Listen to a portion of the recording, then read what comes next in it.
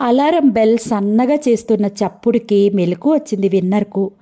పథకాలు అనుకున్న ప్రకారం సాగితే బహుశా ఈ రాత్రంతా తనకు నిద్ర ఉండకపోవచ్చు.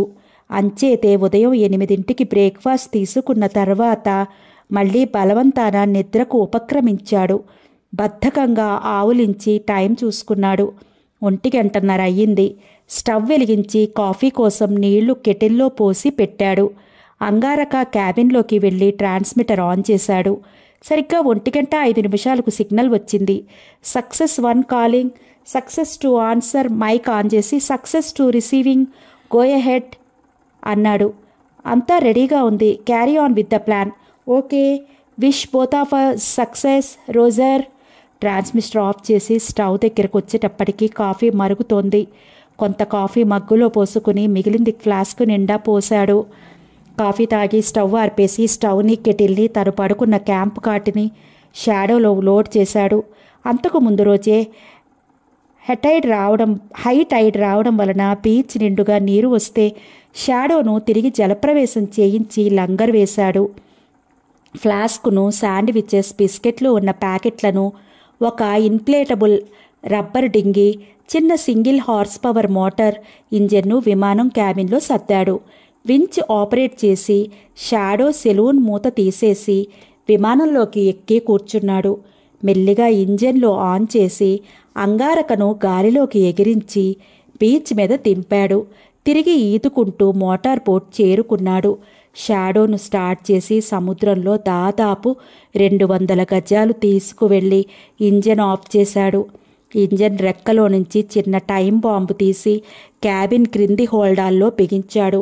సరిగ్గా 10 నిమిషాలకు ప్రేలేటట్లు అరేంజ్ చేశాడు.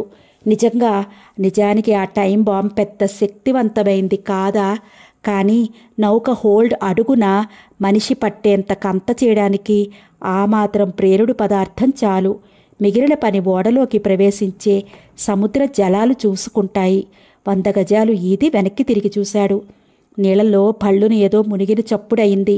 ఓడ కొద్దిగా కదులుతున్నట్లు అనిపించింది విన్నర్కు. చకచకా గట్టువైపు ఈదాడు. ఒడ్డు చేరి వెనక్కి తిరిగి చూసేటప్పటికీ షాడో ఆఫ్ లుముంబా సగానికి పైగా సముద్రంలోకి మునిగిపోయింది.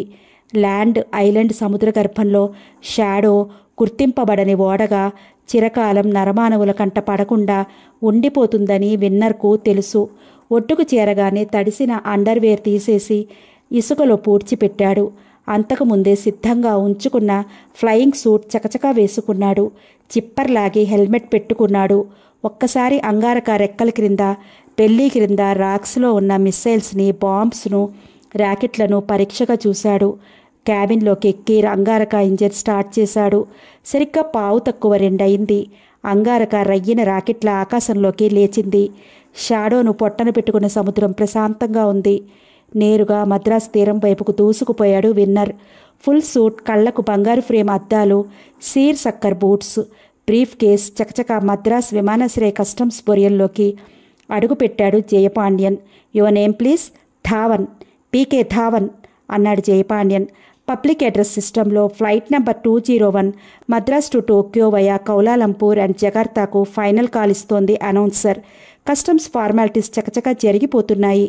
ఓరకంటితో కస్టమ్స్ కౌంటర్ చివరన నిలబడి తన వైపే చూస్తున్న వ్యక్తిని గమనించాడు జయపాండ్యన్. గుండె ఛల్లుమంది. ఆ వ్యక్తి పోలీస్ డిపార్ట్మెంట్ వాడని అతని ముఖం చాలు చెప్పటానికి. అతన్ని గమనించినట్టు కస్టమ్స్ వాళ్ళ వైపు చూశాడు. Final call to flight 201, final call. Announcer గొంతులో urgency. Officer please hurry up, just a moment అన్నాడు కౌంటర్ చివరికి వ్యక్తి దగ్గరగా వస్తూ. జయపాండ్యన్ గుండె ఒక్క క్షణం ఆగి కొట్టుకోవడం మొదలుపెట్టింది. ఎస్ అన్నాడు బెంకంగా. కౌంటర్ మీద టెలిఫోన్ మోగింది. పాస్పోర్ట్లో ఫోటో వైపు జయపాండ్యన్ వైపు మార్చి చూశాడు అతను. వాట్ ఈస్ రాంగ్ అన్నాడు జయపాండ్యన్ కోపంగా. అతను సమాధానం చెప్పడానికి నోరు తెరిచాడు. ఫర్ యూ అంటూ కస్టమ్స్ అధికారి పోలీస్ వ్యక్తికి ఫోన్ ఇచ్చాడు. అతను ఫోన్లో 1/2 నిమిషం విని ఓకే షూర్ అని ఫోన్ పెట్టేసి మాట్లాడకుండా పాస్పోర్ట్ను కస్టమ్స్ అధికారికి ఇచ్చాడు. పాస్పోర్ట్పై కస్టమ్స్ ముద్ర పడగానే జయపాండ్యన్ తూరేగల టర్మాక్ పైకి పరిగెత్తాడు. ఎయిర్ ఇండియా బోయింగ్ 747 తలుపులు మూసుకోబోతున్నాయి. పరిగెత్తుకొస్తున్న జయపాండ్యన్ను చూసి వేగంగా రమ్మని చేతులు ఊపింది ఎయిర్ హోస్టెస్. విమానంలో అడుగుపెట్టిన మరుక్షణం తలుపులు మూసుకున్నాయి. విమానం కదలడం ప్రారంభించింది. విన్నర్ అంగారకాను మద్రాసు విమానాశ్రయానికి తిన్నగా ప్యారలల్గా ఉండే మార్గంలో తీసుకువెళ్ళాడు. సరిగ్గా మధ్యాహ్నం 2 గంటలకు అతను మద్రాసు తీరానికి 20 మైళ్ళ దూరంలో సముద్ర మట్టానికి కేవలం 40 అడుగుల ఎత్తున ఎగురుతూ ఉన్నాడు. రేడియో ట్రాన్స్మిటర్ మీద అతనికి కావలసిన విషయం వినిపించడం లేదు. ట్రాన్స్మిటరు సరిగ్గా మద్రాస్ ఎయిర్పోర్ట్ కంట్రోల్ టవర్ ఉపయోగించే ఫ్రీక్వెన్సీకి ట్యూన్ చేయబడి ఉంది. ట్రాన్స్మిటర్లో టవర్ కంట్రోలర్కు విమానాల పైలట్లకు మధ్య సంభాషణలు స్పష్టంగా వినపడుతూ ఉంటాయి. 2:05 అయింది. తనకు కావలసిన విమానం జాడలేదు. క్షణానికి విన్నర్లో టెన్షన్ పెరిగిపోతోంది. కారణం కేవలం తన పథకం ప్రకారం సంఘటనలు జరగకపోవడమే కాదు, ఎగురుతూ ఉన్న ప్రతి క్షణం అమూల్యమైన ఇంధనం ఖర్చయిపోతూ ఉంటుంది. 2:07 విన్నర్ ముఖం వికసించింది. Air India 201, you are cleared for immediate take off, have a good one. Controller కంఠం. Madras tower, I read you clear and loud, here we go roger. ఆ విమానం కెప్టెన్ విజయరామ్ జవాబు. విన్నర్ ఊపిరి బిగపట్టి మద్రాసు తీరం వైపు, ఆకాశం వైపు చూశాడు. మరికొన్ని నిమిషాల్లో బోయింగ్ 747 తిన్నగా పైనుండి బ్రహ్మాండమైన పక్షిలా ఆకాశంలోకి ఎగురుతూ వెళ్ళింది. విన్నర్ అంగారికాను పూర్తిగా 150 డిగ్రీలు వెనక్కి తిప్పి బోయింగ్ వెళ్లిన ఫ్లైట్ పాత్ని అనుసరించాడు. బోయింగ్ సరిగ్గా 10,000 అడుగుల ఎత్తున ఎగబ్రాకుతున్నప్పుడు దాని తోకకు తిన్నగా వెనుకకు ఓ 200 మీటర్ల దూరానికి చేరుకున్నాడు. విన్నర్ ఓసారి గట్టిగా ఊపిరి పీల్చి వదిలి మైకును చేతిలోకి తీసుకున్నాడు. బటన్ ప్రెస్ చేశాడు. ట్రాన్స్మిటర్ కంట్రోల్ టవర్ ఫ్రీక్వెన్సీలో ఉండటం వలన విన్నర్ అటు టవర్తో గానీ ఇటు ఎయిర్ ఇండియా జెట్ పైలట్ విజయరామ్తో గానీ తేలిగ్గా మాట్లాడవచ్చు. చిన్నగా నవ్వి, Air India 201, you are hijacked, జాగ్రత్తగా విను, మీ విమానం హైజాక్ చేయబడింది అన్నాడు మైకులో తాపీగా. కెప్టెన్ విజయరామ్కి ఒళ్ళు జల్లుమంది. తనకు ట్రాన్స్మిటర్లో వినిపించిన మాటలు నమ్మలేనట్టు కో పైలట్ మిశ్రా వైపు చూశాడు. మిశ్రా కూడా హెడ్సెట్ తగిలించుకుని ఉండటం వల్ల అంగారకాల నుండి విన్నర్ చెప్పిన మాటలు అతనికి వినిపించాయి. మిశ్రా కూడా తను విన్న విషయం నమ్మలేనట్టుగా తల అడ్డంగా ఊపాడు. విజయరామ్ తల త్రిప్పి హెడ్సెట్ తగిలించుకోమని ఫ్లైట్ ఇంజనీర్కి సైగ చేశాడు. ఎందుకో తెలియకపోయినా వెనువెంటనే హెడ్సెట్ తగిలించుకున్నాడు. విజయరామ్ మైకు బటన్ నొక్కాడు. ఎవరు నువ్వు అన్నాడు మైకులోకి. Don't worry, keep climbing. అనవసరపు ప్రశ్నలు వేయకుండా ప్రస్తుతం ఎగురుతున్న మార్గంలోనే ప్రయాణం సాగించు. ఇయర్ఫోన్స్లో విజయరామ్కు వినిపించిన సమాధానమది. విజయరామ్ కొద్దిగా కంగారు పడ్డాడని ఒప్పుకోక తప్పదు. ఎయిర్ ఇండియా పైలట్లందరికీ అనుభవం ఉన్నవాడతను. అయినా ఇలాంటిది అతనికి క్రొత్త. బహుశా ప్రపంచంలో ఈ రకమైన హైజాకింగ్స్లో ఇదే మొదటిదేమో. మామూలుగా అయితే విమానంలో బాంబు ఉందనో లేదా ఏ ఉగ్రవాదో తుపాకీ పట్టుకుని ఎయిర్ హోస్టెస్ని బెదిరిస్తూ క్యాబిన్లోకి రావడమో జరుగుతూ ఉండేది. కానీ ఇప్పుడు తనకు వినిపిస్తున్నది ఓ గొంతు మాత్రమే. రేడియోలో వినిపిస్తున్న ఆ గొంతు తప్ప హైజాకర్ ఉనికి తెలుసుకునే అవకాశమే లేదు. హైజాకర్ భూమి మీద ఉన్నాడో, క్రింద సముద్రంలో ఉన్నాడో, లేదో తనతో పాటే విమానంలోనే ఉన్నాడో తెలుసుకునే అవకాశం లేదు. ఎందుకంటే Madras air traffic control tower ఉపయోగించే ఫ్రీక్వెన్సీ తెలిస్తే VHF అంటే వాకీటాకీ సెట్ను ఉన్న ఎవరైనా ఈజీగా పైలట్తో మాట్లాడొచ్చు. Madras air control radar area దాటే వరకు కంట్రోలర్ విమానంతో రేడియో కాంటాక్ట్ ఓపెన్గా ఉంచుతాడని విజయరామ్కి తెలుసు. అంటే తన విమానం హైజాక్ చేయబడినట్టు రేడియోలో చెప్పిన మాటలు కంట్రోలర్ కూడా విని ఉండాలి. Madras tower, IA 201, go ahead. Controller కంఠం విజయరామ్కు కాస్త కంగారు తగ్గించింది. ఇంతకుముందు ట్రాన్స్మిట్ అయిన మెసేజ్ విన్నారా? ఎస్, విన్నాను అన్నాడు కంట్రోలర్ నిశ్చరంగా. What is the story? IA 201, మా అసెస్మెంట్ ప్రకారం ఆ మెసేజ్ వచ్చింది మీ విమాన ప్రాంతంలో నుండే. బహుశా మీ విమానంలో ప్యాసింజర్లు ఎవరైనా VHF కానీ వాకీ టాకీ కానీ ఈ ఫ్రీక్వెన్సీకి ట్యూన్ చేసి మాట్లాడుతూ ఉండాలి. వెంటనే ఎవరినైనా. విన్నర్ కంఠస్వరం కంట్రోలర్ మాటలను ఆపేసింది. Madras tower, this is a hijack. నేను చెప్పేది జాగ్రత్తగా వినండి. నేను ఇవ్వబోయే ఇన్స్ట్రక్షన్స్ జాగ్రత్తగా వింటూ రాసుకోవడం మంచిది. పూర్తిగా వినకపోయినా మర్చిపోయినా మీకే నష్టం. IA 201 కెప్టెన్, జాగ్రత్తగా విను. ఇప్పుడు ఎగురుతున్న మార్గంలోనే 36,000 అడుగుల ఎత్తుకు నీ విమానాన్ని పోనివ్వు. 210 డిగ్రీలలో ఉంచు ఫ్లైట్ కోర్స్. మద్రాస్ టవర్లోనూ జంబో 747 కాక్పిట్లోనూ వింటున్న వారికి విన్నర్ స్వరం స్పష్టంగా వినిపిస్తోంది. మనిషి గొంతులా కాకుండా ఏదో వాయిస్ జంబ్లర్ ఉపయోగించి మాట్లాడుతున్నట్లు మెటాలిక్గా వినిపిస్తోంది. రైట్, మీ రాడార్ స్క్రీన్స్ మీద ఈసరికే మీరు గమనించే ఉంటారు. జంబో 747కి 100 మీటర్ల పైన 500 మీటర్ల వెనక ఉన్నాను నేను. ఆశ్చర్యపోకండి, గాలిలో ఎగరడం లేదు. ఒక జెట్ ఫైటర్లో మీ వెనకే వస్తున్నాను. నా జెట్ ఫైటర్ వింగ్స్లో air to air missiles, rockets ఉన్నాయి. ఫుల్గా లోడ్ చేసిన armed gun, 10 top speed jets ఉన్నాయి. 2 మైల్స్ పర్ అవర్ స్పీడ్తో ట్రిగ్గర్ నా చేతికి అందే దూరంలో ఉంది. నేను తలుచుకుంటే జంబో 747ను నిమిషంలో కూల్చి పారేయగలను. అర్థమైందా? మద్రాస్ టవర్, వీ అండర్స్టాండ్ అన్నాడు Madras controller. What about you captain IA 201 అసహనంగా అడిగాడు Winner. We read you IA 201 అన్నాడు విజయరామ్ హీనస్వరంతో. Good, now take the main instruction. Winner గొంతులో టెన్షన్ స్పష్టంగా కనిపిస్తోంది. మద్రాస్ టవర్లో కంట్రోలర్ హైజాకర్ ఆజ్ఞలు తూచా తప్పకుండా కాపీయింగ్ ప్యాడ్ మీద రాసుకోసాగాడు. హైజాకర్ కంఠస్వరం స్పష్టంగా వినిపిస్తోంది. Right down carefully. మద్రాసు కేంద్ర స్థానంగా 400 మైళ్ళ రేడియస్లో తిరుగుతోన్న అన్ని విమానాలు, ఓడలు వెంటనే ఈ ప్రాంతంలో నుండి క్లియర్ అయిపోవాలి. నా విమానంలో అల్ట్రా మోడరన్ లాంగ్ రేంజ్ రాడారు ఉంది. నేను చెప్పిన పరిధిలో ఏ రకమైన విమానం కానీ, ఓడలు కానీ నా దిశలో కదులుతున్నట్టు కనిపిస్తే మరి ప్రశ్నలు అడిగే ప్రసక్తి లేదు. వెంటనే ఎయిర్ టు ఎయిర్ మిసైల్స్తో జంబో జెట్ను క్షణంలో కూల్చివేస్తాను. ఆ విషయం గుర్తుంచుకోండి. సరిగ్గా 10 నిమిషాల్లో నేను చెప్పిన పరిధిలోని అన్ని విమానాలకు, ఓడలకు ఈ ఇన్ఫర్మేషన్ తెలియజేసి ఈ ఏరియా క్లియర్ చేయండి. Underline my words. ఈ షరతు సివిలియన్, మిలిటరీ, ప్రైవేట్ అన్ని రకాల వాహనాలకు వర్తిస్తుంది. Notify with in 10 minutes and clear the area in 30 minutes. అరగంట తర్వాత నా రాడార్ మీద ఏ విధమైన సంజ్ఞ కనిపించినా so get on with it now. Madras tower, we copy, Roger అని మైక్ ఆఫ్ చేశాడు స్వామినాథన్. వెంటనే చకచక అసిస్టెంట్ కంట్రోలర్కు, మిగిలిన కంట్రోలర్లకు ఆర్డర్లు జారీ చేయడం మొదలుపెట్టారు. జంబో 747 వెనక అంగారకాలో ఫాలో అవుతున్న విన్నర్ ఒక్కసారి ఇన్స్ట్రుమెంట్ ప్యానెల్ చెక్ చేసుకుని టైం చూసుకున్నాడు. తను హైజాకింగ్ మొదలుపెట్టి అప్పుడే 25 నిమిషాలు దాటింది.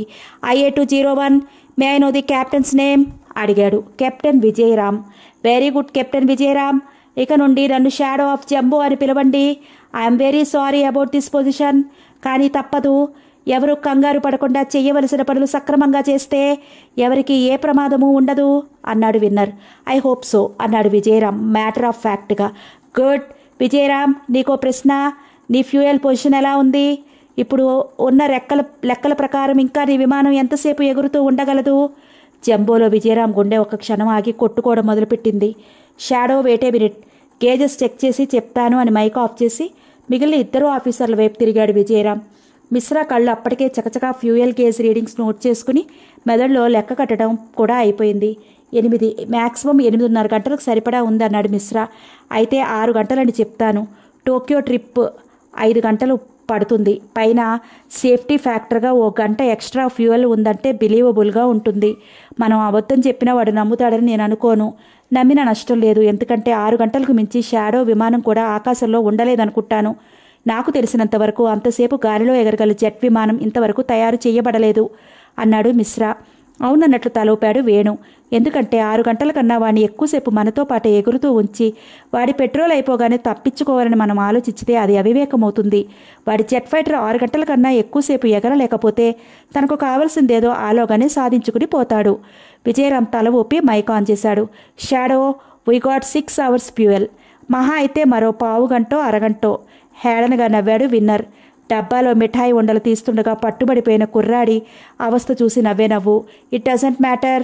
నువ్వు చెప్పిన దానికి మరో 2 గంటలు కలుపుకోవాలని నాకు తెలుసు అన్నాడు. విజయరామ్ పళ్ళు పటపటా కొరుక్కున్నాడు. మిశ్రా లమ్మలేనట్టు తల అటు ఇటు ఆడించాడు. తొందర పడవద్దన్నట్లు విజయరామ్ భుజం నొక్కాడు. విన్నర్ తన ముందున్న రాడార్ తెరలన్నీ చకచకా పరీక్ష చేశాడు. సూపర్ సెన్సిటివ్ రాడార్ యాంటెనాని 360 డిగ్రీలు తిప్పి పరీక్షించాడు. తెరల మీద ఏ విధమైన చుక్కలు కనిపించడం లేదు. తృప్తిగా తలాడించాడు. Madras tower, are you there? Yes Shadow. Swaminathan కంఠం. Good Swaminathan, you did a very fact work. ఇప్పుడు నా రాడార్ స్క్రీన్ మీద ఏ విధమైన చుక్కలు కనిపించడం లేదు. అంటే ఇక్కడికి 400 మైళ్ళ లోపు ఏ వాహనము తిరగడం లేదన్నమాట. దట్ ఈస్ గుడ్ వర్క్ అన్నాడు విన్నర్ ఉత్సాహంగా రేడియోలో. మద్రాస్ టవర్లో కంట్రోలర్ స్వామినాథన్, జంబోలో సిబ్బంది ఊపిరి బిగపట్టి వింటున్నారు షాడో మాటల్ని. నౌ మై డియర్ ఫ్రెండ్స్, నేను చెప్పేది జాగ్రత్తగా వినండి.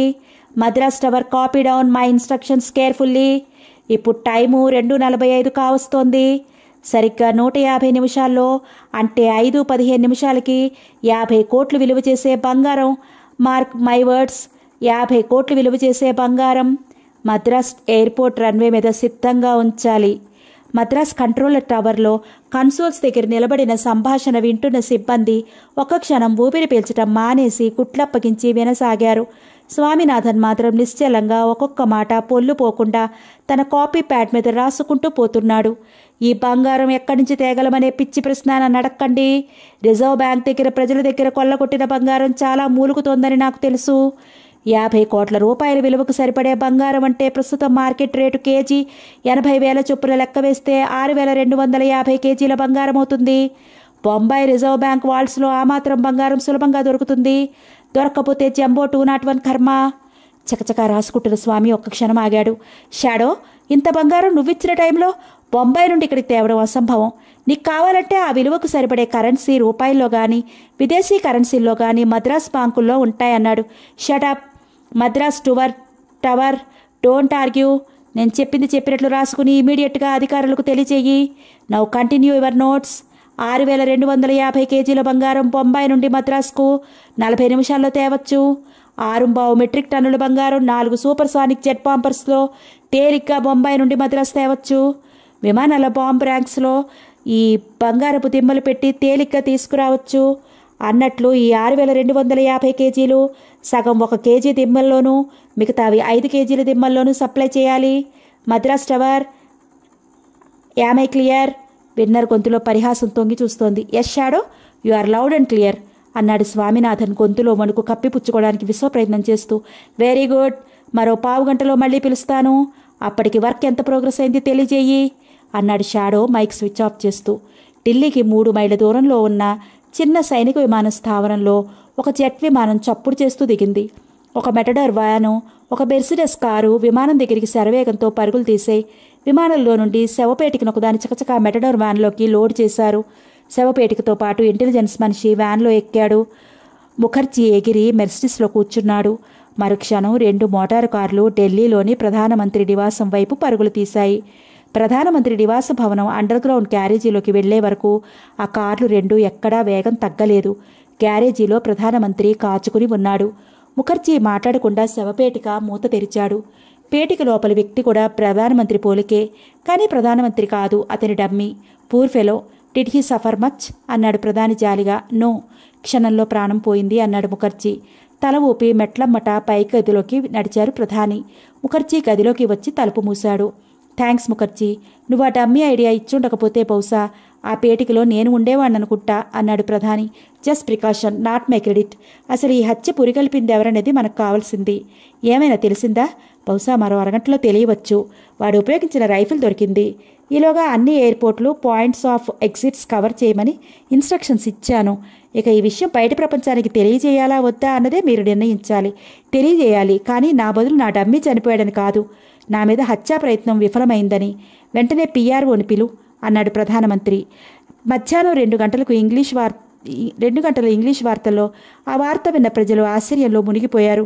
కొంతమంది ప్రజానాయకులు భయభ్రాంతులయ్యారు. ప్రధానమంత్రి బెంగళూరు సమీపంలోని విశ్రాంతి తీసుకుంటుండగా హెలికాప్టర్పై ఎగురుతూ వచ్చి కొందరు దుండగులు ఆయనపై హత్యా ప్రయత్నం చేశారు. ప్రధానికి మృత్యుగండం వెంట్రుకవాసులో తప్పింది. దుండగులు తప్పించుకున్నారు. ప్రధాని వెంటనే ప్రత్యేక విమానంలో ఢిల్లీకి తిరిగి వచ్చారు. ఆఫీసుల్లో పని ఆగిపోయింది. ఫ్యాక్టరీలో యంత్రాలు ఆగాయి. రోడ్ల మీద జనం గుంపులుగా నిలబడి ఇదే వార్త చెప్పుకుంటున్నారు. విన్నర్ ఆక్సిజన్ మాస్క్లోని గాలి గట్టిగా పీల్చి టైం చూసుకున్నాడు. 3కి ఇంకా 2 నిమిషాలు ఉంది. కమ్యూనికేషన్ సెట్ మీద నాబ్ త్రిప్పి రేడియోను మరో ఫ్రీక్వెన్సీ మీదకు ఆన్ చేశాడు. సరిగ్గా 3కు నిమిషం ఉందనగా, ఏడబోతివే నా రాజా, కూడు కింద చేరలేదేమి అనే ట్యూన్ ఈలపాట పాడాడు మైక్లోకి. వెంటనే సమాధానంగా అచ్చా జా హమ్ చల్తే హై అనే అచ్చాజీ హమ్ చల్తే హై అనే హిందీ ట్యూను ఈలపాట వినిపించింది. విన్నర్ మనసులోనే నవ్వుకున్నాడు. May the good Lord seek and bless you అనే జిమ్ రీవ్స్ ఆంగ్ల గీతాన్ని ఈల నుండి ఫ్రీక్వెన్సీ మార్చాడు. 3 అయింది. Madras tower, are you there అన్నాడు మైక్లోకి ఉత్సాహంగా. ఎస్ షాడో, గో ఎహెడ్ అన్నాడు స్వామినాథన్ అవతల నుండి. ఎలా ఉంది ప్రోగ్రెస్? బంగారం మద్రాసుకు తరలించే ఏర్పాటు చేస్తున్నారా? విన్నర్ కంఠంలో కాస్త కాఠిన్యం కనబడుతోంది. ఇంకా ఏ విషయం తెలియలేదు. నీ ఇన్స్ట్రక్షన్స్ వెంటనే విమానయాన మంత్రిత్వ శాఖకి తెలియజేశాను. 50 కోట్ల బంగారం అడిగిన వాళ్ళకి ఇచ్చేయడానికి ప్రెసిడెంట్ ఆఫ్ ఇండియా కూడా అధికారం లేదు. కాసేపట్లో క్యాబినెట్ అత్యవసర సమావేశం జరుగుతుంది. మెసేజ్ వచ్చిన వెంటనే క్యాబినెట్ నిర్ణయం నీకు తెలియజేస్తానన్నాడు స్వామినాథన్. Silly fools. 5:15 కల్లా బంగారం మద్రాస్ ఎయిర్పోర్ట్ టర్మాక్ మీద ఉండకపోతే ఎయిర్ ఇండియా జంబో జెట్తో పాటు 200 పైచీలకు ప్యాసింజర్లు బంగాళాఖాతంలో కలిసిపోతారని వాళ్ళకి గుర్తు లేకపోతే అది ఏ దేశం కర్మ. జంబో జెట్ విమానంలో నుండి ఈ సంభాషణ అంతా వింటున్న ముగ్గురు చోదకులకు గుండెల్లో ర్యాకెట్లు పరిగెత్తాయి. కెప్టెన్ విజయరామ్ ముఖంలో కండరాలు బిగుసుకున్నాయి. Shadow, you are a bastard. ఎవరో రాజకీయ నాయకులు తీసుకోబోయే నిర్ణయానికి మా అందరి ప్రాణాలు తీసుకోవడం అమానుషం అరిచాడు విజయరామ్ కోపంగా. ఇయర్ ఫోన్స్లో విన్నర్ నవ్వు విచిత్రంగా వినిపించింది. మై డియర్ విజయరామ్, కంగారు పడకు. మీ చావో బ్రతుకో తేలడానికి ఇంకా 2 గంటల పైన వ్యవధి ఉంది. డామ్ యూ, మమ్మల్ని చంపి తప్పించుకుపోగలవా నువ్వు? ఇలాంటి దారుణం చేశాక ప్రభుత్వం నిన్ను కుక్కలా కాల్చి చంపుతుంది తెలుసా అసలు? వేణు గట్టిగా నొక్కాడు. విజయరామ్ భుజాన్ని ఆవేశపడవద్దు అన్నట్లు. Very unwise of you captain. నా ఒక్కడి ప్రాణాల కోసం మీ అందరి ప్రాణాలు తీస్తుందనుకోడు ప్రభుత్వం.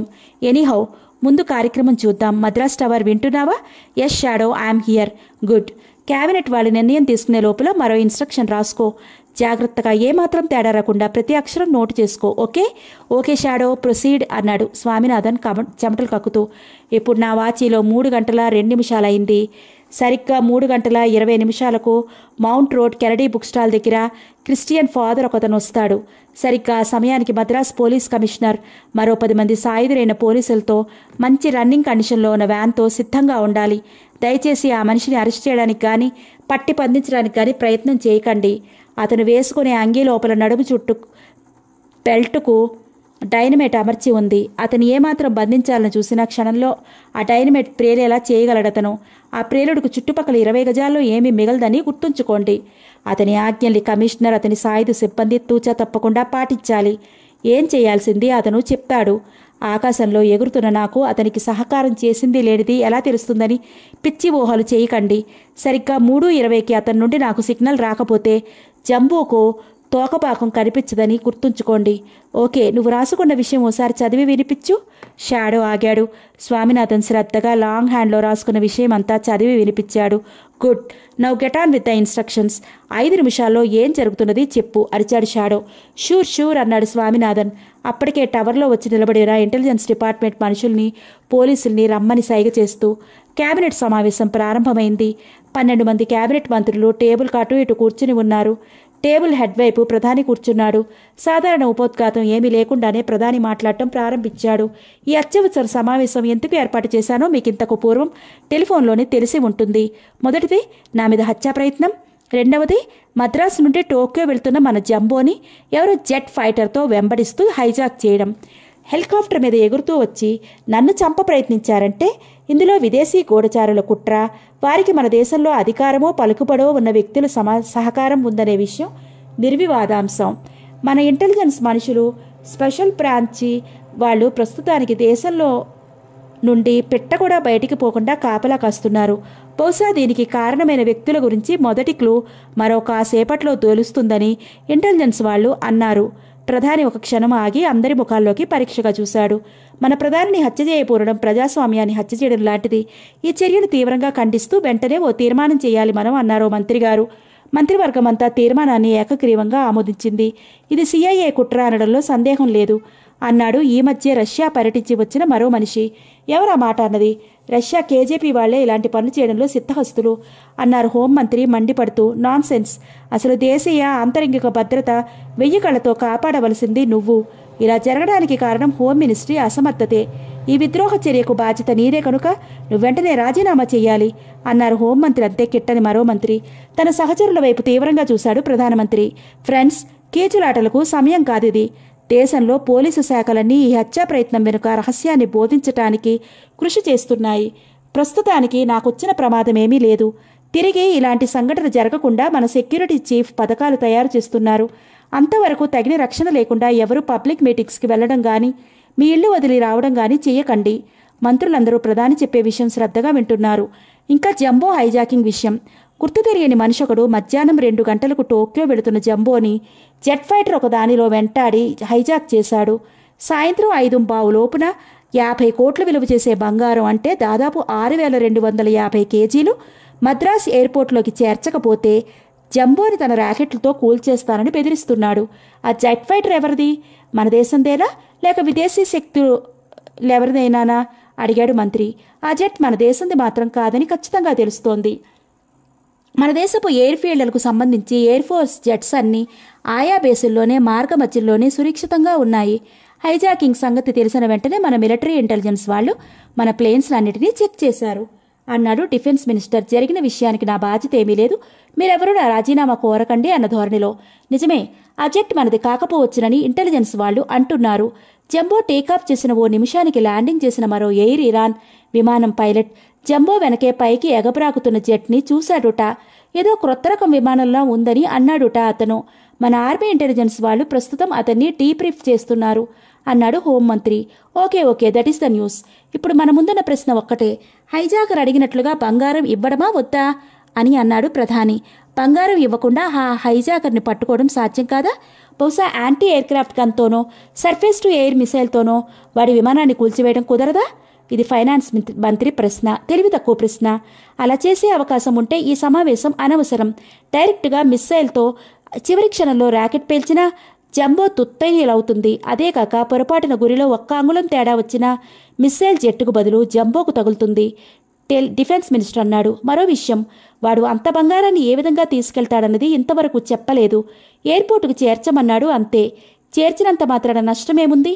మోరోవర్, బంగారం ఇవ్వకుండా ప్రయాణికుల ప్రాణాలు బలిపెట్టినట్టు బయటి ప్రపంచానికి తెలిస్తే మన నీచత్వాన్ని దుమ్మెత్తిపోస్తారు.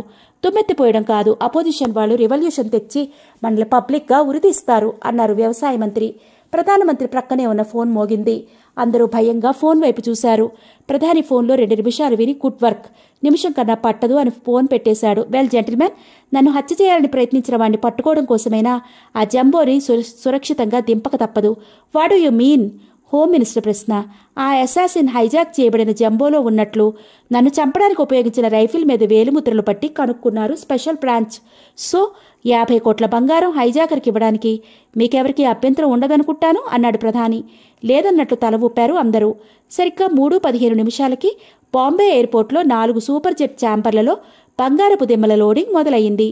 3:20 మద్రాస్ పోలీస్ కమిషనర్ 10 మంది సాయుధ పోలీసులతో మౌంట్ రోడ్లోని కెనడీ బుక్ సెంటర్ వద్ద పోలీస్ వ్యాన్లో సిద్ధంగా నిలబడి ఉన్నాడు. దూరంగా గుర్తు తెలియని కార్లలో కొంతమంది స్పెషల్ బ్రాంచ్ మనుషులు కాచుకుని ఉన్నారు.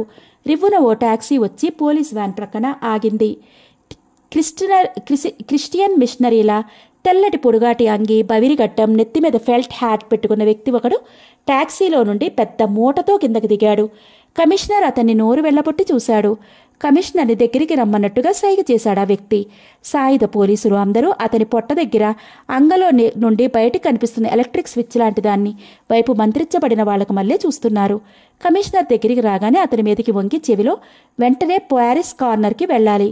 మీ వాళ్ళనందరినీ వ్యాన్లో ఎక్కమని చెప్పు. పిచ్చి వేషాలు వెయ్యకు. ఈ స్విచ్ నొక్కితే నాతో పాటు మీరందరూ పరలోక యాత్ర చేయాల్సి ఉంటుంది అన్నాడు మిషనరీ. కమిషనర్ తల ఊపి ఆజ్ఞలు జారీ చేశాడు. తనతో పాటు కమిషనర్ని కూడా రమ్మని తల ఊపి వ్యాన్ వెనుక భాగంలో ఎక్కి కూర్చున్నాడు మిషనరీ. కమిషనర్ తప్పనిసరి అయినట్లు ముఖం పెట్టి వ్యాన్లో ఎక్కాడు.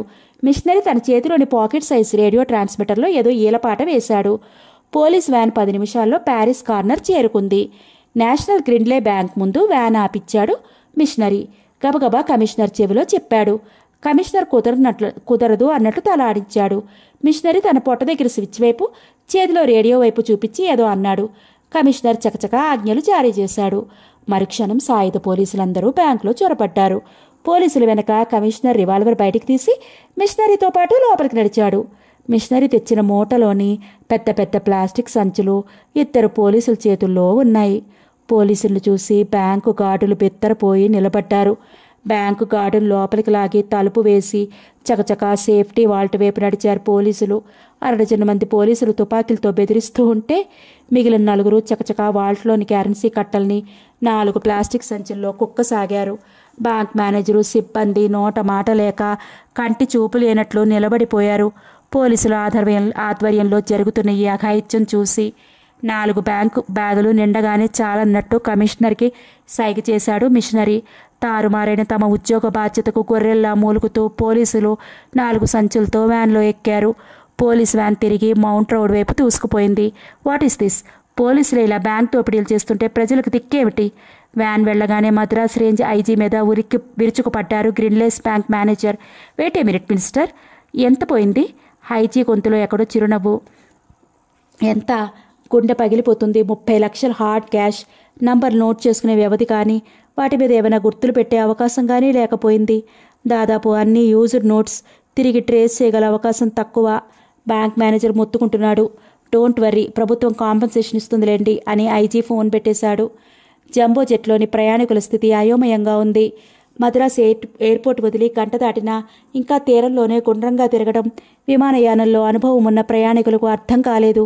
విషయం అందరికీ తెలిసి ఎయిర్ హోస్టెస్ని ప్రశ్నలతో చంపుతున్నారు. జయపాండ్యన్ మనసులో రైళ్లు పరిగెత్తడం మొదలుపెట్టాయి. ప్రధానిపై హత్యా ప్రయత్నం కావించి టేకాఫ్ చేయబోతున్న విమానంలో అడుగుపెట్టి ఎంతో రిలీఫ్గా ఫీల్ అయ్యాడు. ఆ రిలీఫ్ కాస్త మళ్లీ గంటలోనే చెంపలేని యాంగ్జైటీగా మారిపోయింది. కెప్టెన్ విజయరామ్ చాలాసేపు దీర్ఘంగా ఆలోచించాడు. 5:15 వరకు ఎలాగో ఆకాశంలో 180 డిగ్రీల్లో ప్రదక్షిణ తప్పదు. అంతసేపు ప్రయాణికుల్ని కంట్రోల్ చేసి ఉంచడం అసాధ్యం. అదీ కాక జరుగుతున్నదేమిటో తెలుసుకునే హక్కు వారికుంది. ఇంటర్కమ్ మైక్ తీసి స్విచ్ ఆన్ చేశాడు.